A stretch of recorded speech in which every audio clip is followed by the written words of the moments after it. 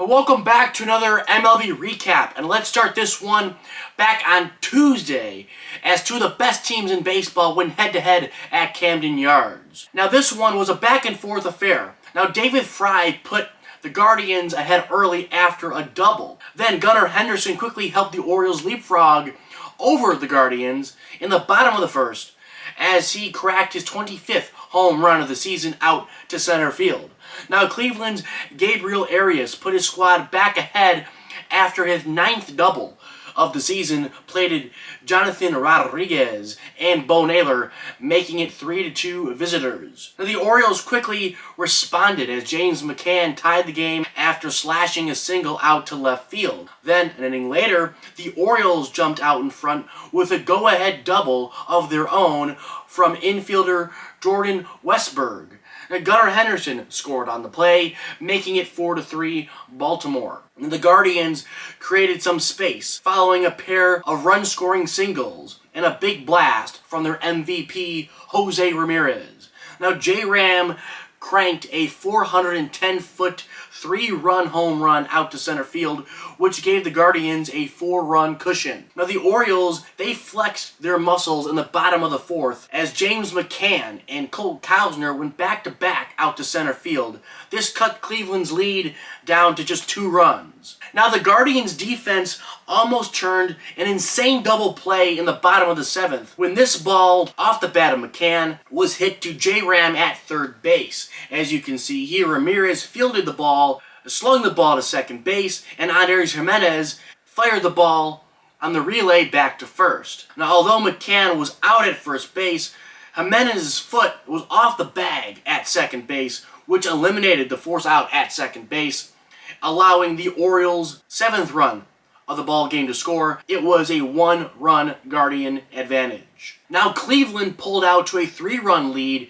after 7.5, following a Bo Naylor triple and an area single out to right field that plated Naylor. Now although Anthony Santander cranked his 21st home run of the season, this was a moot point as his Orioles were defeated by the score of 10-8 in the end at the hands of the red-hot Cleveland Guardians. Now Game 1 of this short 2-game interleague set between the New York Yankees and the New York Mets from Citi Field in Queens looked like to be a low-scoring affair with the projected starters on the bump because Yankees ace Garrett Cole was making his season debut, not to mention David Peterson, who has been the Mets ace thus far here in 2024 with Kodai Senga on the shelf. We're going to lock heads. It seemed like it was going to be, a pitcher's duel throughout. However, that was far from what reality had in store because the Mets, they struck first on a Tyrone Taylor line drive single to left field. 2 runners attempted to score on this play. However, 1 run came across successfully. That would be Francisco Lindor because Pete Alonso was gunned down at home plate. Now the Mets flexed their muscles for the next few innings as the club cranked out 4 home runs over their next 2 turns at the dish. Mark Vientos and Harrison Bader both sent solo shots out of the ballpark. Then, an inning later, Mark Vientos left the park for the 2nd time in this ballgame. And Brandon Nimmo, he popped his 12th long ball of the season to give the Mets a 6-0 lead. Now the Yankees finally got on the board in the middle innings after Juan Soto crushed his 19th home run of the season.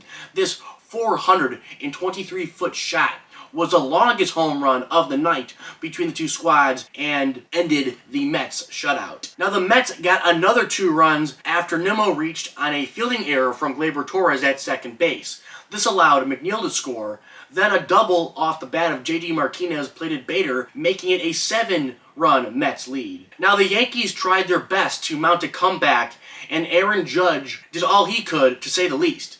To start, the Yankees captain doubled home Anthony Volpe in the 7th. Then in the 8th, Austin Wells drove in Ben Rice after lining a ball out to Bader in center field. Finally, Aaron Judge popped a grand slam out to center field for his 29th long ball of the campaign, putting the Yankees behind by just 2 runs. Unfortunately, this wasn't enough for the Bronx Bombers to prevail as they dropped the first game 9-7 to the Mets. Now let's head over to the south side of Chicago where the Dodgers and White Sox were having a rematch of the 1959 Fall Classic. The NL MVP frontrunner, Shohei Ohtani, led off the ball game with a home run that flew into the right center field bleachers. This home run not only put the Dodgers out in front early, but it also was Ohtani's 24th long ball of the season, which leads the senior circuit. The Sox quickly responded by jumping out in front thanks to an Andrew Benintendi 2-run home run and a Eloy Jimenez double to left field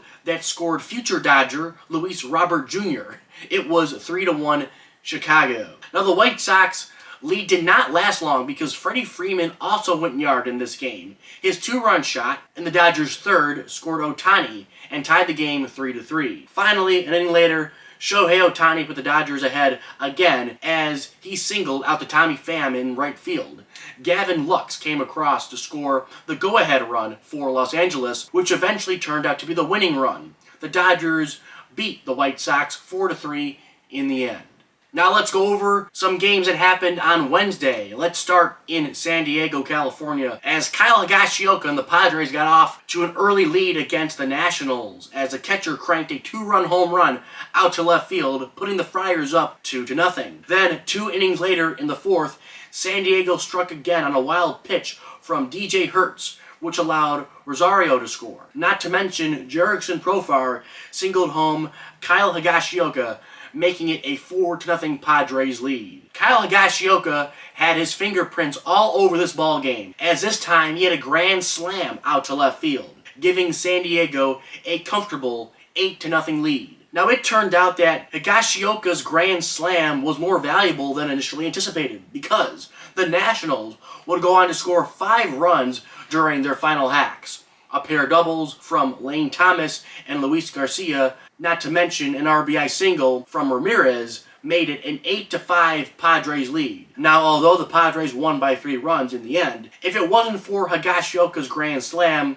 it would be the Nationals coming away with the 1-run victory from Petco Park in this one. Now, let's go over to Milwaukee, where Nathaniel Lowe and the Rangers got things started as their first baseman shot a single into left field that scored Adolis Garcia. However, that 1-run lead did not last long because Bowers hit a grand slam out to center field 444 feet. This slam gave the Brewers their first lead of the day, 4-1, after 3 full. Now hold your horses, because the Rangers came back to knot things up 4-4, thanks to a Nathaniel Lowe 2-run home run and a Jonah Heim solo shot that sailed out to center field. Then a few batters later, Texas took the lead on a Robbie Grossman RBI single. Now once again, the Rangers' 1-run lead was short-lived because Jackson Chourio hit a game-tying inside-the-park round tripper. The ball got past a diving hill in center field, rolling to the warning track out in center. This allowed Chourio to touch all 4 pillows and tying the game 5-5. Now let's head to extra innings.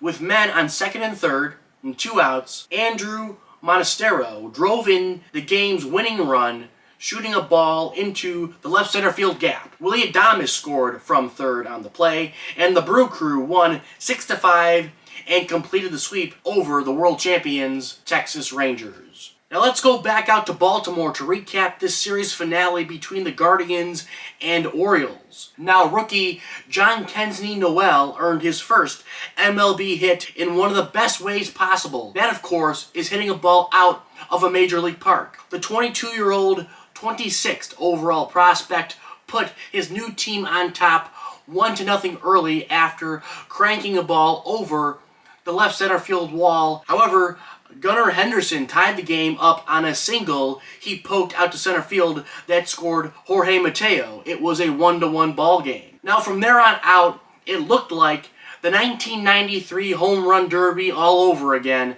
because the Orioles took off flying high. As first, Gabriel Arias homered in the Guardians' 5th. Then Gunnar Henderson tied the game 2-2 on a home run of his own in the bottom half. Baltimore broke the tie on this solo shot off the bat of center fielder Cedric Mullins. Then, just an inning later, Ryan O'Hearn must have copied off of Mullins' notes because he went yard to right field as well. These pair of long balls helped the Orioles secure a 4-2 victory over the red-hot Guardians. And that's all I got. Please like, please comment, subscribe, and as always, I will catch you guys later.